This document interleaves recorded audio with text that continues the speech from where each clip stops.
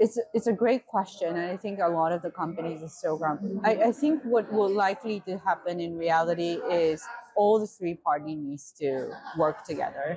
Company, and the company, not only the producer and manufacturer of the company, but also the retail, the channel that provides those to the consumer, also need to play in a role by communicating the value and communicating why this is a good sustainable product, because that's only mostly in the underside of the retailer. So those need to work.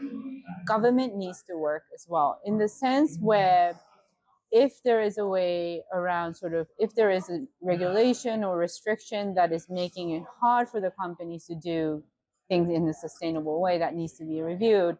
Another key role that we expect the government or type of governmental place to institution to play is around setting the standards. How do I compare product A versus product B to be more or less sustainable? And there is no clear standard today. And if we did a research, there's actually globally more than 100 standards. And it's very, very confusing for the consumers to understand which one should I follow, right? So that needs to be there. And the consumer needs to be willingly doing a bit of extra mile in terms of potentially paying more or to look for those products, particularly when the market is not at scale. And I think those are the things that needs to work on for this market to really start to take off, and the say-do gap to start to really close down.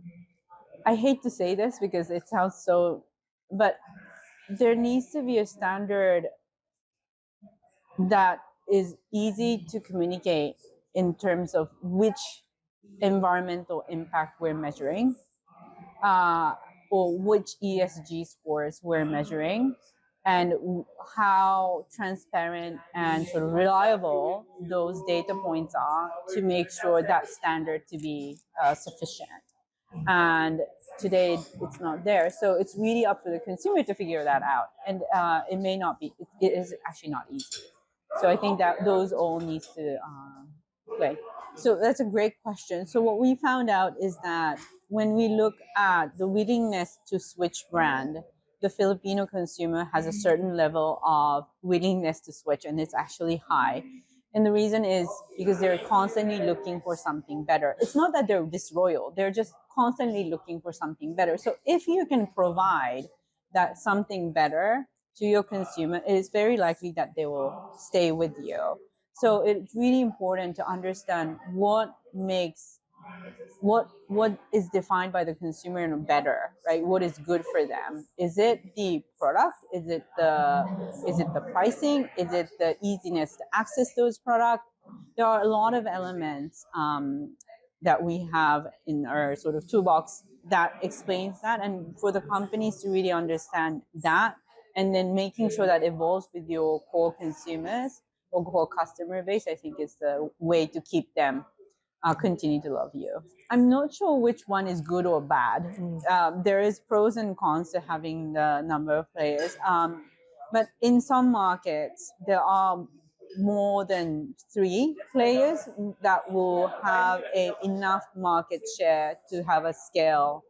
And when we look at those markets, what is permanent is that they usually have a local player that started early or that has a strong brand that was able to gain certain traction from the consumer. Now, in the Philippines, given how much the e-commerce is likely to take off, there is a plenty of space for the third and fourth player to come in and play.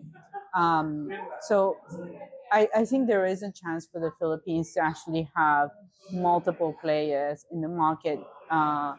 But if we don't see those in probably next few years, then what we know is that it's likely to be consolidated on 1 or 2 players.